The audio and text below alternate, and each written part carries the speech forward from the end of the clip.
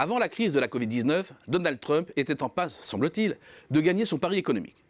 Tout allait bien, en apparence, notamment du côté du marché du travail.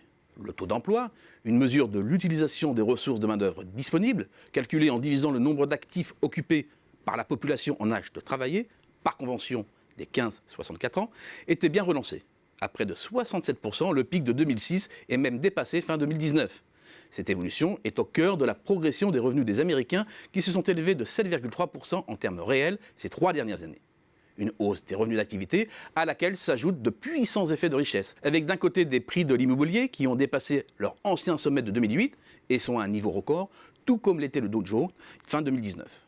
Après une phase de dépression avec la crise de la Covid, la bourse américaine est même à nouveau à un pic. Ces bons résultats doivent pour beaucoup à la poursuite du plus long cycle de croissance de l'économie américaine. Une performance qui doit absolument être lue à travers le stimulus fiscal massif intervenu en 2017. La masse de l'impôt sur les bénéfices des sociétés est notamment passée de 2,1% du PIB en 2015, avant l'arrivée de Donald Trump, à 1,1% en 2018. Cela a en partie dynamisé l'investissement et en partie favorisé l'accumulation de cash dans les entreprises, dont une partie a été brûlée par le rachat massif d'actions pour soutenir les cours. Mais il y a aussi une contrepartie à la politique fiscale, la dégradation des finances publiques.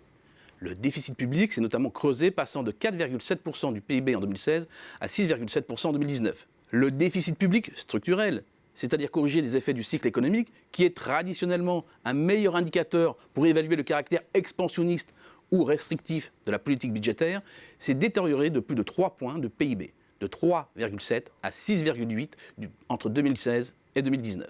C'est presque autant que le stimulus budgétaire de 2009-2010 aux sorties de la crise financière. En d'autres termes, c'est une croissance à crédit qu'a acheté Donald Trump, à charge pour les prochains présidents de la financer. En outre, les effets de la baisse de la fiscalité sur l'investissement des entreprises étaient déjà, avant la crise de la Covid-19, en train de se retourner, un investissement reparti dans un cycle négatif. La guerre commerciale avec la Chine et l'Europe n'a pas eu non plus tous les effets escomptés. D'abord, la balance courante ne s'est pas améliorée ces 4 dernières années, et le déficit représente toujours un peu plus de 2% du PIB. La faute à une balance commerciale toujours archi-déficitaire, malgré les mesures protectionnistes mises en place. En outre, derrière l'apparente stabilité du solde commercial se cache une évolution beaucoup moins favorable. La détérioration du solde commercial non énergétique, compensée par l'amélioration de la balance commerciale énergétique, avec le développement du gaz et du pétrole de schiste. Car c'est aussi ça la croissance à la Trump. La poursuite du formidable essor de la production de pétrole et gaz non conventionnels, dont la production fin 2019 a atteint son niveau historique. C'est une filière d'entraînement qui va bien au-delà de son simple poids dans la création de la richesse nationale. Mais c'est tout un symbole. Le poids des industries extractives dans le PIB a progressé sous l'ère Trump, malgré la chute de la production de charbon. C'est marginal, mais c'est un mouvement de reprimarisation de l'économie américaine. Surtout qu'en face, la part de l'industrie manufacturière, elle, n'a cessé de s'éroder. Le rapatriement industriel n'a pas eu lieu. Et il y a certains échecs cuisants, dans la sidérurgie notamment. Selon le Bureau du travail américain, il y aurait 1900 salariés de l'acier de moins entre le début et la fin du mandat. Et les industries utilisatrices de métal auraient aussi perdu quelques 75 000 emplois. Dans le secteur automobile notamment, la production de véhicules particuliers a poursuivi son déclin. Derrière un bel affichage, ce que l'on découvre, c'est une croissance à crédit.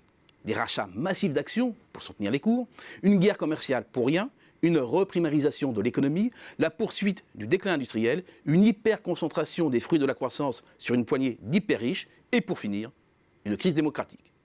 In fine, Trump a géré les États-Unis comme il a géré ses propres affaires, dans une fuite en avant à la Ponzi, avec en bout de chaîne un surcroît de richesse que la moindre étincelle pourrait faire partir en fumée.